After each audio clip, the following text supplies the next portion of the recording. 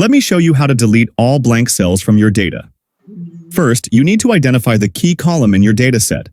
For example, let's say your key column is the date column. If there are any blank cells in this column, you'll want to delete the entire row. But if a cell is blank in another column, not the date column, you don't need to delete the row. In this example, the identifier column will be the date column. Next, select the entire date column.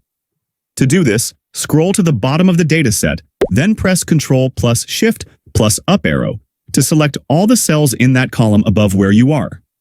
Now, go to the Home tab, click on Find and Select, then choose Go to Special. In the dialog that appears, select blanks and click OK.